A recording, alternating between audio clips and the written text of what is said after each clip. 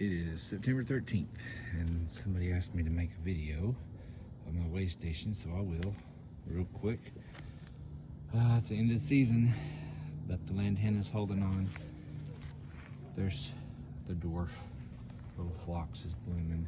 I want things that are, good for nectar sources still this time of year, but it's hard to come by. The echinacea's been trimmed, and trying to get it to bloom this time of year is hard.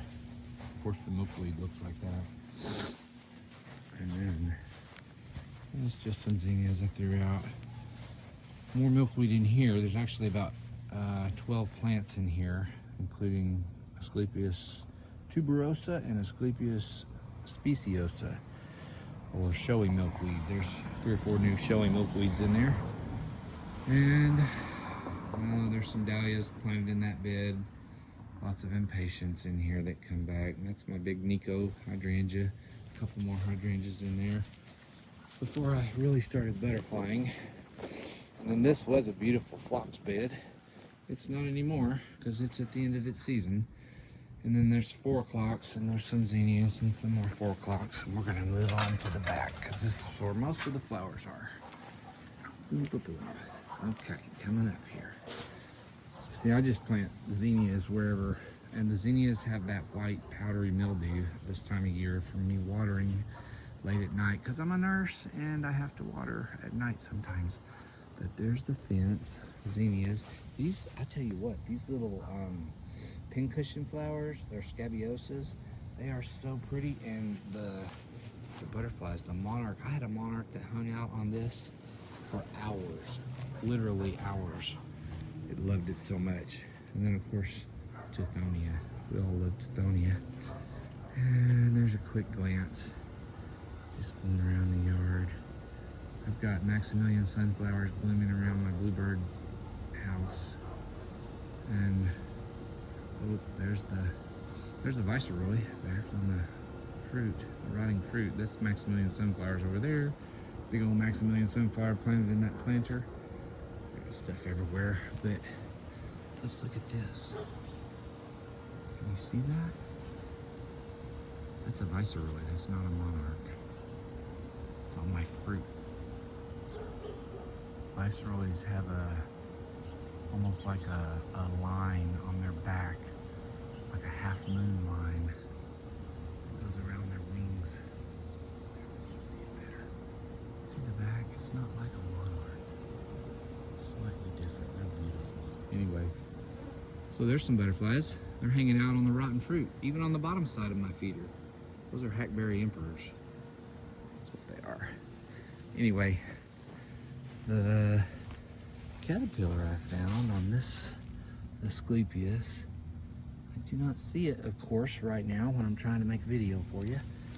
I saw another one over here. I don't see him either on the swamp milkweed. But some zinnias back here, obedient plants. This is just fallen down now, but it was a bunch of cosmos in there. And I'm trying to save anything that might be a nectar source. And I've had to cut out some of that, and it looks pretty bad. But that's the end of the season. That's just the way it looks. Those are Maximilian sunflowers. They're just now starting to bloom. I just planted 2, and they're doing great. I planted some red zinnias here around one Mexican sunflower. I guess I had a pink one in there too, but the Mexican sunflower is just starting to bloom. I have a little bitty button bush right there that I planted. My woolly pipe vine is planted right down there in that tomato cage. It's baby. That's a ashy sunflower. There's a native aster back there that I just planted. And what else do I have? Let's look over here. There's a big Mexican sunflower. They love that. The hummingbirds are usually all over this. Okay. Caterpillar, where'd you go? There's one. See him right there? Hi, baby. There's a monarch.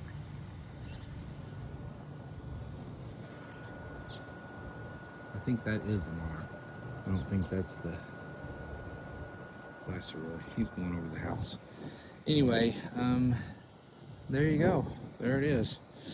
That's my old swamp milkweed. It's all spread out everywhere. There's about 4 plants in there. Joe Pye has seen its better days. I've been picking the seeds off of that. There's a little variegated Joe Pye though. It's so pretty. And that's tall bone set back there. It's a new plant. This is a fern leaf goldenrod, and that is a magnet for bees and butterflies. This is black and blue salvia. It's done real well. It's kind of taken over actually, but it's good for the hummingbirds. I like it. That's just some more butterfly tithonia. It's a great nectar source for the migrating monarchs. And there's a few coneflowers trying to bloom in there. It's a jungle. This poor thing, this was gigantic. It was 3 times as big as it is now. And I had to keep cutting it because it was taking over the whole area. But it was, I bet I raised hundreds of swallowtails on that lawn spinel this summer. There's the frostweed. It's in a little bit of a partial shade area. Sedum. And then that looks terrible right now, but it's an East Hyssop. And believe me, it is a butterfly magnet whenever it's in its prime.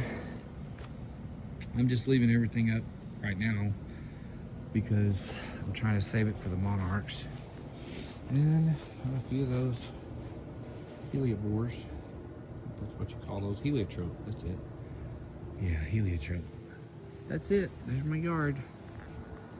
My little butterfly station.